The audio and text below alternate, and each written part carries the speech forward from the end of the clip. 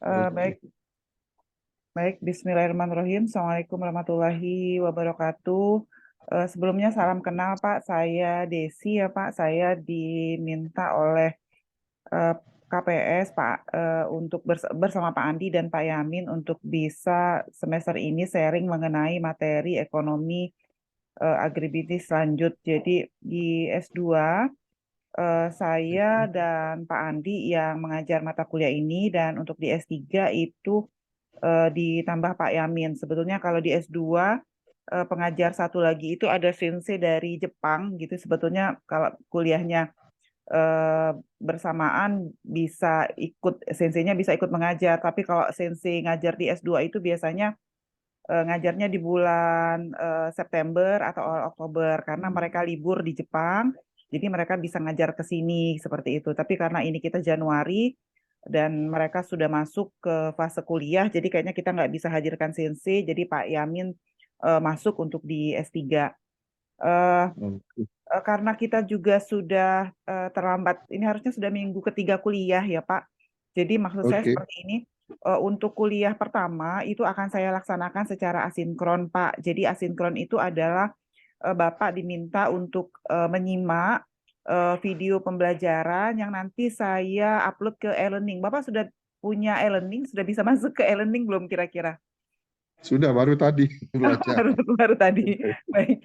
Jadi Oke, nanti untuk kuliah oke. pertama, Pak, Bapak silakan menyimak video yang nanti sudah disampaikan. Itu sebetulnya video perkuliahan Hmm, untuk anak semester yang lalu, Pak. Jadi nanti saya upload, saya masukin ke e-learning yang untuk Bapak. Nanti silakan ditonton. oke.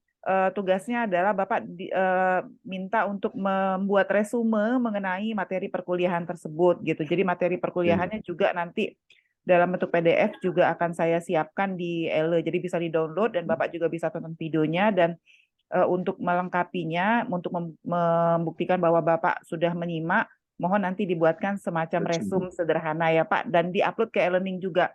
Kenapa Oke, semua harus diupload ke e-learning Pak? Karena saat ini S3 Ilmu Pertanian sedang akan menyiapkan akreditasi untuk menuju akreditasi unggul dan biasanya proses evaluasi itu banyak ke dalam penilaian terhadap proses pembelajaran dan biasanya semua akan lewat ELE. Jadi kalau semua tugas masuk ke ELE, kami kan dosen itu lebih enak karena jadi lebih rapi gitu Pak ketika menunjukkan ke asesor pada saat asesor hadir seperti itu.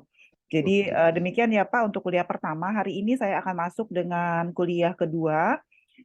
Kuliah pertama itu Oke. sebetulnya intinya terkait dengan apa itu ekonomi agribisnis, kenapa Hmm, disebut ekonomi agribisnis, dan saya pikir untuk yang selevel Bapak dan untuk S3, saya pikir Bapak sudah pasti paham ya apa itu ekonomi agribisnis dan hari ini saya akan masuk dengan materi terkait dengan sebentar ya Pak.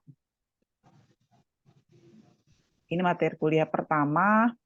Ini materi kuliah hari ini terkait dengan perilaku konsumen, permintaan, dan penetapan harga produk per agribisnis. Jadi Pak, kalau selama ini kita mengenal kurva supply dan demand ya Pak.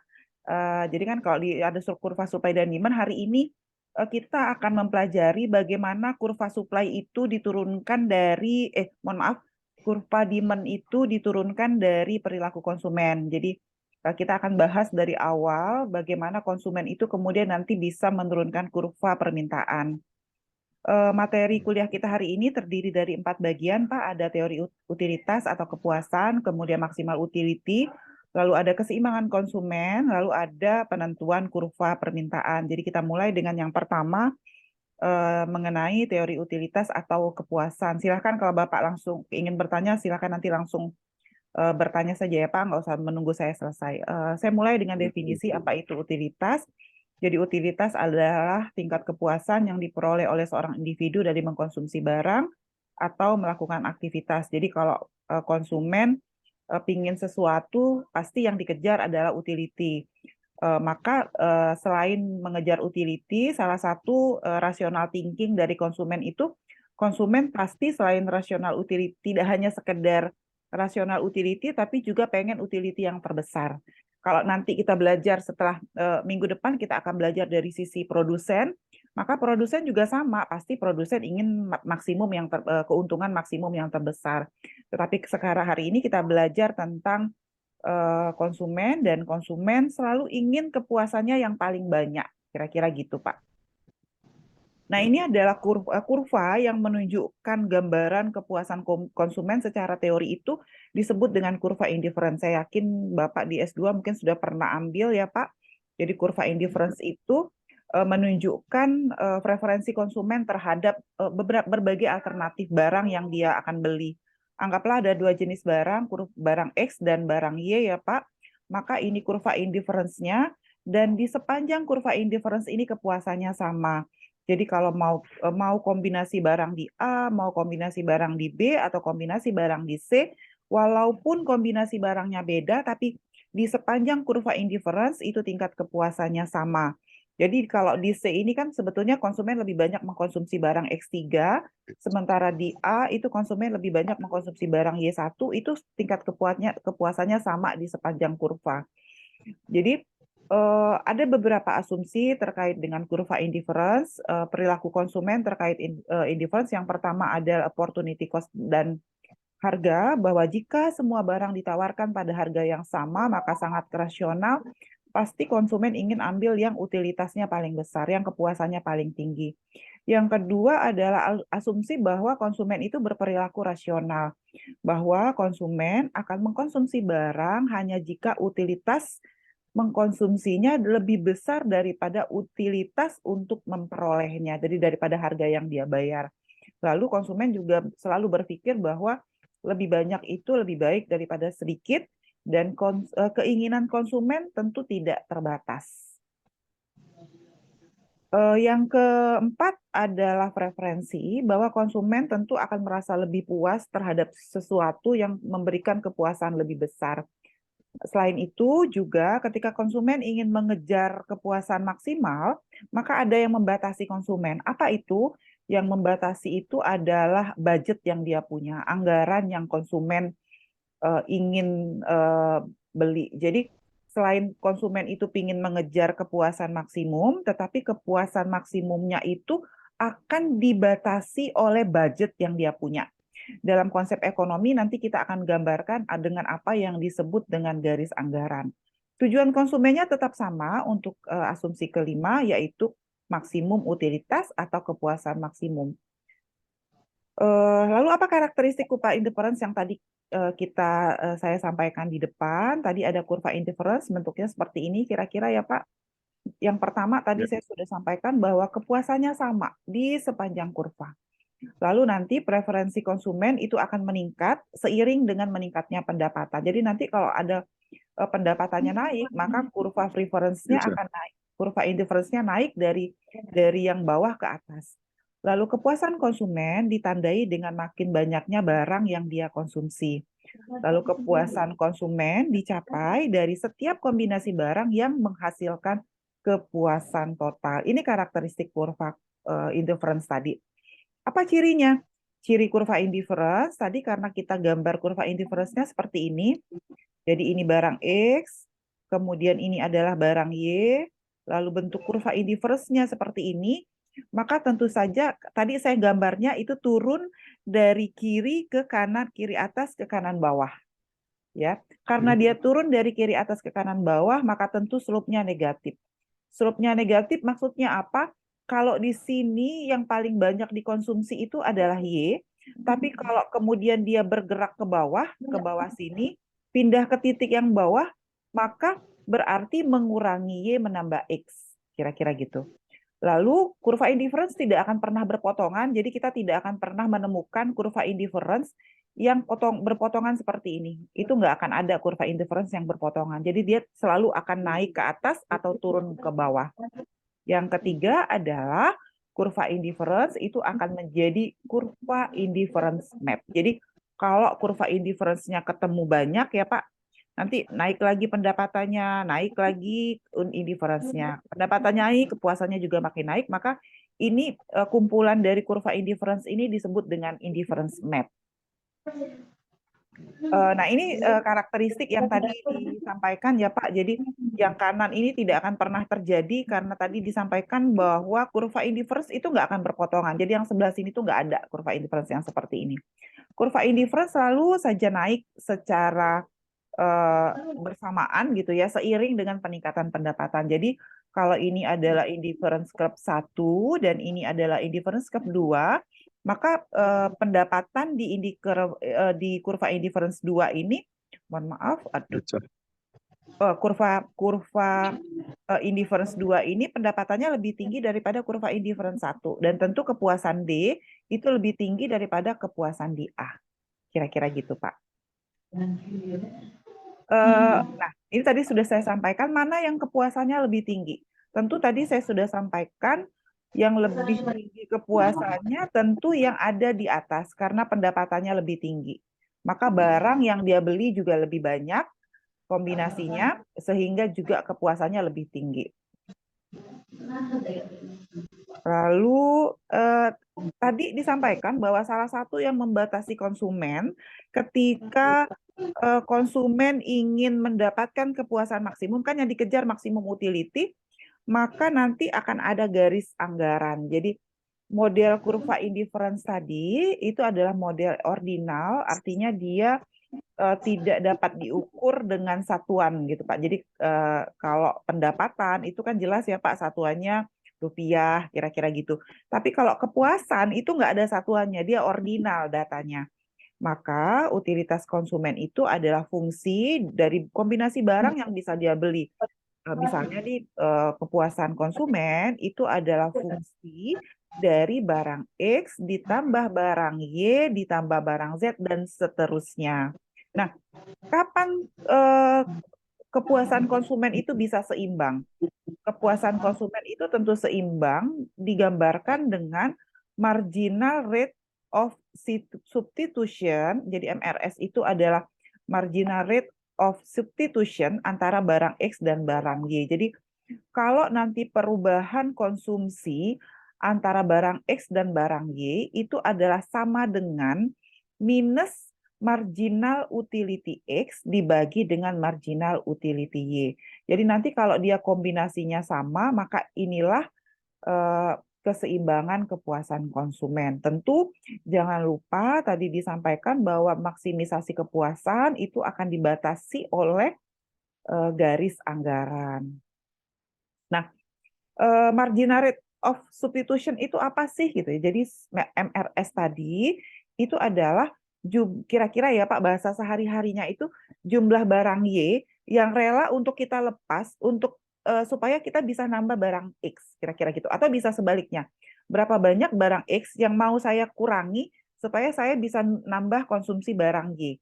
Maka tentu ketika kita bicara marginal rate of substitution tadi ya misalnya di awal kalau saya petakan di titik pertama, titik A ini dia 19, maka titiknya di sini. Di titik B itu 26, maka titiknya di sini. Titik C itu 34, maka titiknya di sini. Kemudian 43 D di sini. Dan 52 itu di sini. Nah, kita bisa lihat bahwa dengan terus menambah X, kita harus mengurangi Y dari 9 jadi 2. Kira-kira gitu. Itulah konsep dari marginal rate of substitution. Nah, di sepanjang ini nanti kita bisa hitung marginal rate of substitution itu adalah perubahan Y dibagi dengan perubahan X. Perubahan Y itu yang mana? Perubahan Y itu yang ini kira-kira. Nah, kalau kita ambil pindah dari titik A ke titik B, maka ini adalah perubahan Y turun dari 9 menjadi 6, dan ini adalah perubahan X naik dari 1 menjadi 2. Jadi ini adalah delta X. Jadi delta X-nya adalah kalau dia turun, delta Y-nya berarti min 3 dibagi dengan naik jadi 1. Maka artinya apa? Untuk nambah 1X, maka kita harus mengurangi Y sebanyak 3. Sama dengan min 3. Itulah marginal rate of substitution antara barang X dan Y. Kita sudah punya kurva indifference-nya. Sekarang saya akan masuk dengan garis anggaran. Garis anggaran itu sama kayak pendapatan ya Pak. Anggaplah kalau saya punya pendapatan sebesar M, kemudian saya mau beliin barang X sama Y, kira-kira gitu ya. Saya mau belikan barang X dan Y, maka tentu jumlah yang X dan Y yang saya beli itu tergantung berapa harga X ya, dan tergantung berapa harga barang Y. Itulah totalnya. Kira-kira gitu. Jadi jumlah uang saya 1 juta, itu nanti misalnya harga barang X-nya berapa nih? Eh, harga barang X-nya misalnya kalau saya punya pendapatan 1 juta, maka berapa kombinasi X dan Y yang bisa kita dapat? Nanti misalnya nih harga barang X-nya 1.000 ya, dikali X ditambah misalnya harga barang Y-nya 2.000. Nah, berapa kombinasi yang bisa kita dapat? Itulah sebetulnya konsep budget line. Jadi harga Y-nya 2.000 dikali dengan jumlah barang Y.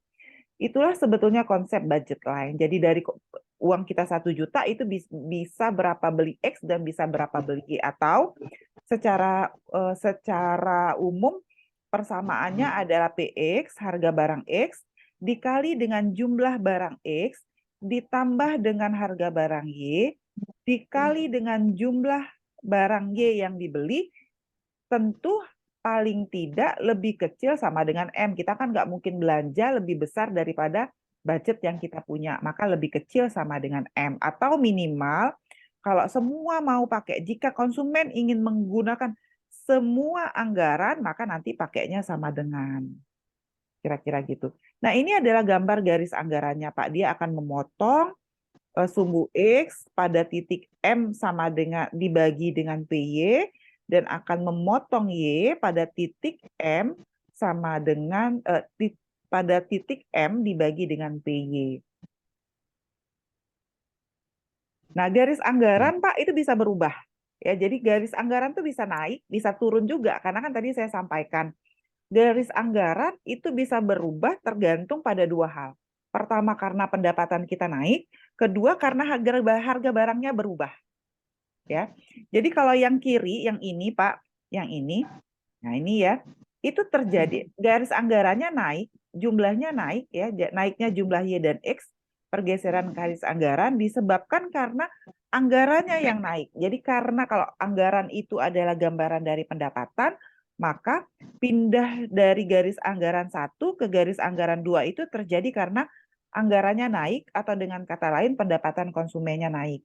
Tapi kalau yang kedua ini, dia Y-nya yang kedua hanya geser yang A-nya, yang di sininya saja, yang ininya nggak geser.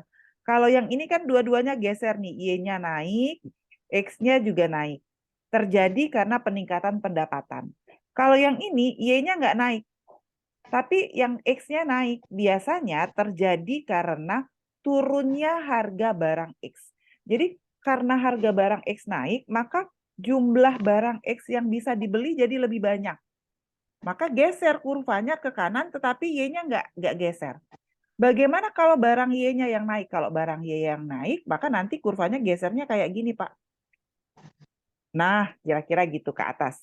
Jadi yang Y-nya yang naik, kalau seandainya, mohon maaf, kalau nanti, Balik. ya terbalik. Kalau yang ini harga barang Y-nya yang turun, kalau yang ini adalah harga barang X-nya yang turun. Ya. Ya. Kalau yang ini pendapatannya yang naik. Ya, Oke. Pak. Baik. Oke. Nah, tadi saya sampaikan bahwa konsumen ingin kepuasan maksimal, gitu ya. Konsumen ingin kepuasan maksimal. Kapan kepuasan maksimal terjadi? Kepuasan maksimal terjadi itu ketika, Pak, garis anggaran, tadi ini garis anggaran nih, yang ini bersinggungan dengan kurva indifferent. Disinilah kepuasan maksimum itu tercapai. Jadi kepuasan maksimum konsumen itu tercapai ketika garis anggaran bersinggungan dengan kurva indifferent, gitu. Kenapa bukan di Bapak mungkin bisa jawab, Pak, silakan. Kenapa kita tidak pilih D, Pak, sebagai lokasi untuk kepuasan maksimum? Silakan, Pak. Ya, karena Mm-mm. Anggarannya nggak ada, nggak Nah, terjangkau betul. otomatis. Karena anggarannya nggak Iya, ada, kita juga nggak mungkin pilih C karena kalau pilih C, mohon maaf, kita juga nggak mungkin pilih A karena kalau di A uang kita masih iya, berlebihan, iya. kira-kira Lebih gitu ya. ya Pak ya. Kita juga nggak Betul. mungkin pilih B, kalau di B ini anggarannya cukup, tapi kepuasannya lebih rendah, kira-kira gitu. Ya, ya. Nah, ya, jadi gitu, jadi begitu ya Pak, ininya mendefinisikannya. Nah, setelah kita punya garis anggaran, tadi kan keseimbangan itu terjadi ketika harga sama dengan marginal utility di depan. Maka ketika kita sudah punya garis anggaran, maka ya ke titik singgung keseimbangan konsumen itu atau marginal rate of substitution itu adalah minus harga barang Y dibagi dengan harga barang X itu harus sama dengan minus marginal utility barang X dibagi dengan marginal utility barang Y atau ini adalah turunan pertama dari barang Y dibagi dengan turunan pertama dari barang X. Kalau nanti kita sudah bicara keseimbangan nanti kan ada persamaan ya Pak substitusi. Nanti kita lihat di contoh soal. Nah, tadi saya sampaikan bahwa hari ini ujungnya kita mau belajar bagaimana kurva permintaan itu diturunkan. Jadi kalau selama ini kita memahami, oh saya yakin Bapak sudah hafal sekali gitu. Oh kalau kurva demand itu bentuknya gini itu demand. Ini demand.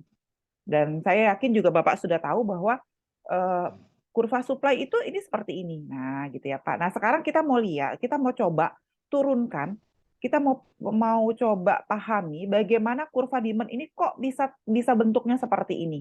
Dan itu diturunkan dari garis anggaran dan kurva indifference tadi. Jadi Pak, kalau seandainya kita punya jadi perubahan, tadi kan saya sampaikan bahwa eh, garis anggaran itu bisa pindah dari anggaran satu ke anggaran dua atau ke anggaran tiga karena pendapatan si konsumennya naik, ya Pak. Nah, ketika dia pindah, misalnya awalnya pendapatannya di sini A1, kurva indifference-nya di sini, kepuasannya di sini. Yang kedua, pendapatannya naik. Ketika pendapatannya naik, maka kurva indifference-nya tentu saja naik. Kombinasi barang yang bisa dia beli makin banyak, maka kepuasannya naik. Dapat lagi titik maksimum baru. Kemudian pendapatannya naik lagi, maka kepuasannya juga naik, kurva indifference-nya juga naik. Nah, kumpulan dari titik-titik maksimum ini, Pak, yang ini kepuasan maksimum pertama, kepuasan maksimum kedua, kepuasan maksimum ketiga, kalau kita hubungkan titik-titik maksimumnya itu namanya income consumption curve atau ICC. Adalah kombinasi produk yang dikonsumsi yang memberikan kepuasan maksimum kepada konsumen pada berbagai tingkat pendapatan. Berbagai tingkat pendapatan karena tadi awalnya pendapatannya A1 naik jadi A2, naik jadi A3. Nah, dari kurva kalau seandainya yang berubah adalah pendapatan, maka nanti kita bisa turunkan hukum Angel. Jadi mungkin Bapak udah sering dengar hukum Angel. Hukum Angel itu adalah hukum yang menunjukkan hubungan antara pendapatan dengan jumlah barang yang dia konsumsi. Jadi hukum Angel itu dia menunjukkan bagaimana pendapatan berubah. Jadi Y-nya ini adalah pendapatan, X-nya ini adalah jumlah barang yang dikonsumsi. Maka kalau awalnya pendapatannya di I1, ini jumlah barang X yang dia konsumsi. Naik ke I2, ini barang X2 yang bisa dia beli. Naik ke I3, ini adalah jumlah barang X3 yang dia bisa beli. Maka hubungan antara X dengan pendapatan ini disebut dengan kurva Angel. Jadi sebetulnya kurva Angel itu turun atau muncul karena adanya perubahan pendapatan dan juga ada kaitannya dengan perubahan kepuasan maksimal. Yang kedua tadi saya sampaikan bahwa kurva budget line ini atau garis anggaran ini bisa berubah tidak hanya karena pendapatan tapi juga karena perubahan harga. Nah, ini Pak yang karena perubahan harga. Jadi kalau misalnya kemudian harga barang X-nya itu turun terus, misalnya awalnya di A1, lalu turun lagi sehingga bisa nanti konsumsinya naik ke sini, turun lagi sehingga garis anggarannya geser lagi, maka akan dapat kurva baru yang namanya PCC. Kalau tadi terjadi karena perubahan income maka disebut income price consumption. Kalau yang ini karena dia terjadi karena perubahan harga, harganya turun, maka disebut price consumption curve atau kombinasi barang atau jasa yang dikonsumsi oleh konsumen yang memberikan kepuasan maksimum kepada konsumen pada berbagai tingkat harga. Nah, permintaan titik-titik maksimum ini Pak, kalau seandainya kita proyeksikan ke bawah pada tingkat harga berubah, awalnya kan tadi pada saat A1 harganya PX1, pada saat A2 itu dia turun menjadi PX2, dan pada saat A3 harganya turun menjadi PX3, lalu kita proyeksikan barang yang dibeli adalah QX1, barang QX2, barang QX3, maka kalau titik-titik ini kita hubungkan, turunlah apa yang disebut dengan kurva demand. Jadi kurva demand itu sebetulnya turun dari hubungan antara kurva indifference dengan garis anggaran yang terjadi karena perubahan harga. Seperti itu Pak, kira-kira. Jadi kalau selama ini kita memahami kurva demand itu ya seperti itu bentuknya, hari ini kita bisa memahami bahwa kurva demand itu tidak sembarangan diturunkan bersudut negatif gitu. Jadi dia tuh diturunkan bersudut negatif itu karena turun dari hubungan antara kurva indifference dengan garis anggaran. Ada yang mau ditanyakan, Pak? Sampai sini silakan. Itu tadi yang terakhir tadi ya Bu, Ya, Pak silakan, Desi. Pak. Nah, Itu kan kelihatan bahwa barang X-nya yang harganya menurun kan, berkurang. betul, betul. Kalau sebaliknya barang Y kan, seandainya Nah, bentuknya akan seperti itu juga atau gimana?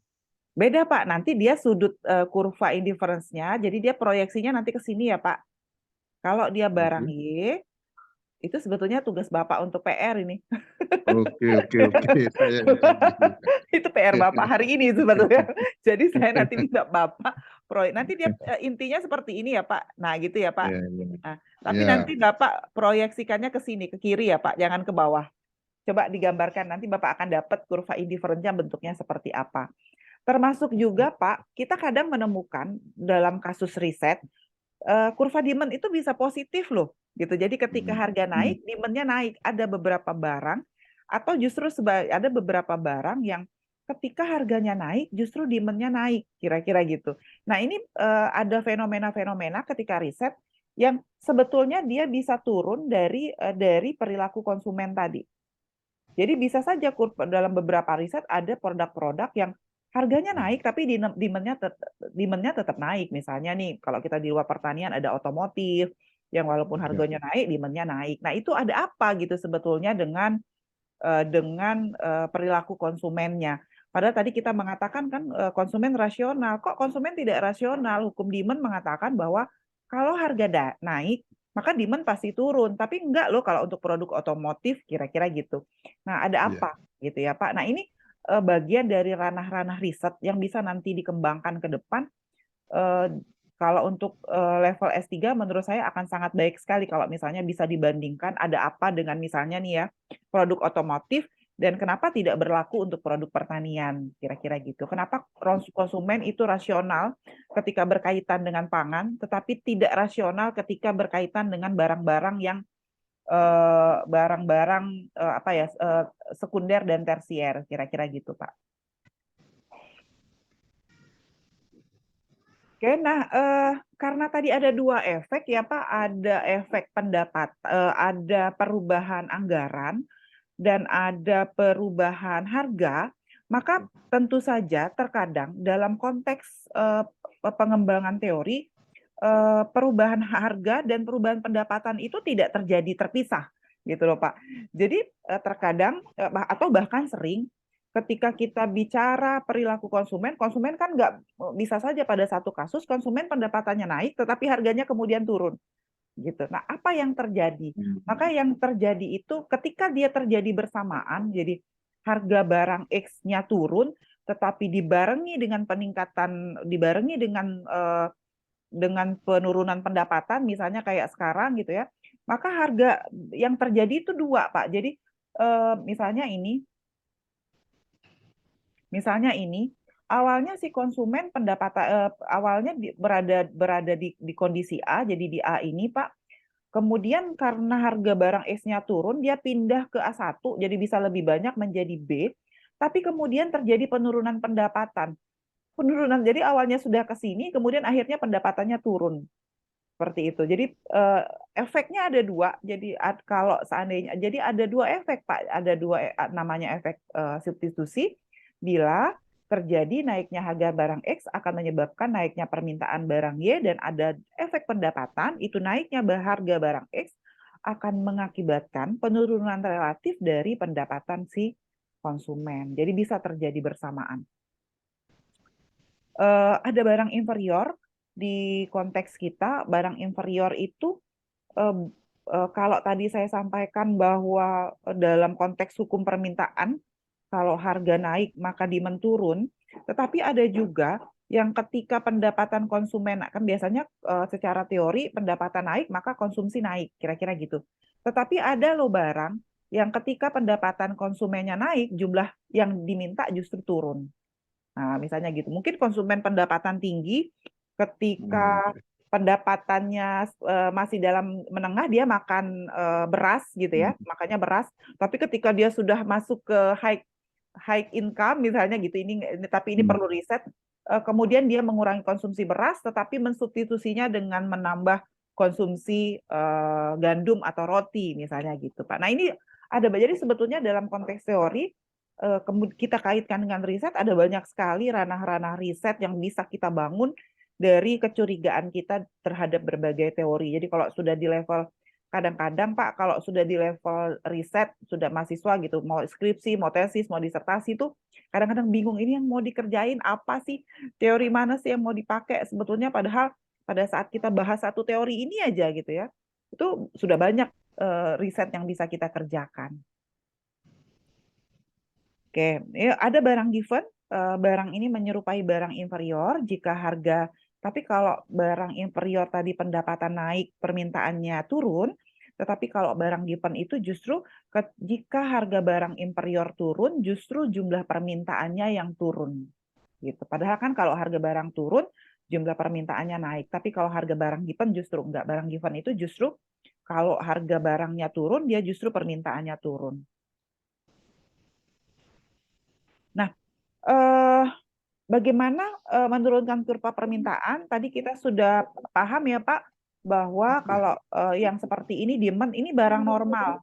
Barang normal itu artinya kalau harganya naik ya Pak, maka demand-nya turun. Kan ini kurva normal. Tetapi kurva barang inferior nggak seperti ini. Tadi disampaikan kalau untuk barang inferior itu, kalau harganya turun, jumlah permintaannya justru turun. Artinya, untuk barang inferior, itu kurva demand-nya itu jadi untuk berlaku hukum permintaan, tetapi efek pendapatannya negatif.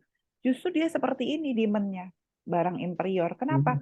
Karena harga barangnya naik, dia permintaannya naik, tapi harga barangnya turun, dia permintaannya turun. Tetapi ada barang normal yang kita bicarakan dari tadi, itu adalah kurva yang barang normal. Ini adalah barang given, sama dengan barang inferior, jadi sama dengan barang inferior, tetapi dia bertentangan dengan hukum penawaran yang tadi saya sampaikan. Jadi justru ketika awalnya di sini, tapi ketika harga barang X-nya turun, harusnya tadi kan harga barang X turun, dia kurva kurva ininya di sini gitu. Jadi dia kan geser ke bawah. Tetapi kalau barang inferior, kurva indifference-nya justru naik ke atas, Pak. Makanya dia sudutnya negatif. Gitu. Jadi justru ketika harga barangnya turun, jumlah barang yang diminta harusnya geser ke sini kan, kalau yang normal tadi, kalau barang inferior itu justru dia gesernya ke X1 ke sini. Kira-kira gitu. Maka sudut kurva demand-nya jadinya sudutnya positif. Demikian Pak materi kuliah kita hari ini. Silahkan kalau ada yang ingin ditanyakan. Nanti ada tugas buat Bapak, karena ini S3 ya Pak. Kalau S3 peran dosen hanya 30%. Kalau mahasiswa harus lebih banyak mengelaborasi, bahkan katanya ada bisa sampai 90%. Jadi akan ada tugas yang nanti saya upload ke e-learning. Silahkan nanti Bapak kerjakan. Silahkan kalau ada yang mau ditanyakan Pak. Terima kasih Bu Ya. Devi. Saya melihat tadi memang itu barang-barang yang berwujud ya, yang kita bahas tadi. Saya teringat kan banyak sekali sekarang ini barang-barang yang tidak tidak nyata seperti apa fasilitas-fasilitas layanan kayak di perbankan itu justru itu yang sering membuat kita sulit menganalisanya. Kadang-kadang fasilitas layanan itu katakanlah ada layanan yang berbasis IT lah ya. Kadang-kadang itu jauh lebih mahal itu tarifnya, tapi justru peminatnya banyak sekali. Karena di sisi lain memang kemungkinan ada kemudahan-kemudahan layanan segala macam, dan kami ini agak sulit memprediksi itu. Karena ini di mana masuknya di materi ini? Kira-kira barang itu masuk ke barang yang mana? Inferior segala macam itu? Oke. Kalau sebetulnya Pak, jadi kalau kita ekonomi agribisnis itu kita bicara tentang barang-barang, produk-produk yang barangnya punya nilai di pasar, kira-kira gitu Pak. Tapi di dalam ekonomi itu ada non market value. Nah, itu yang Bapak bahas tadi. Sama kalau kami di pertanian itu kan Pak ada kayak oksigen yang kita hisap gitu, yang kita hirup yang tidak punya nilai ekonomi, tetapi ketika di rumah sakit punya nilai ekonomi. Nah, itu non market value. Nah, biasanya kita memprediksinya menggunakan harga bayangan, Pak, shadow price. Jadi tadi kalau Bapak sudah betul mengatakan bahwa padahal harga untuk memproduksinya mahal, kira-kira gitu ya, Pak. Kayak gitu. Tetapi kok peminatnya masih naik. Artinya apa? Konsumen merasa bahwa value yang dia dapat kalau dirupiahkan itu ternyata jadi waktu yang hilang. Misalnya kalau seandainya dia harus ngurus online, sekarang kan buka tabungan sudah bisa pakai HP ya Pak, tidak harus datang kan. Nah itu jadi kehilangan waktu. Kehilangan waktu itu nanti bisa diprediksi dengan jumlah bensin yang harus dia keluarkan, biaya yang harus biaya makannya dan sebagainya, dan itu konsumen merasa jadi lebih murah gitu Pak. Padahal dari sisi bank merasa jadi lebih mahal persiapan bahannya gitu. Jadi ada kalau kami sebut di teori itu non market value, dan non market value itu biasanya akan kita prediksi dengan menggunakan shadow price atau harga bayangan. Biasanya kalau di S1 dan S2 harga bayangan ini dipelajari kalau di S1 itu Pak di kelayakan usaha gitu Pak. Jadi ada ekonomi dan ada finansial. Nah, di kelayakan usaha ekonominya yang kita pelajari itu non market value.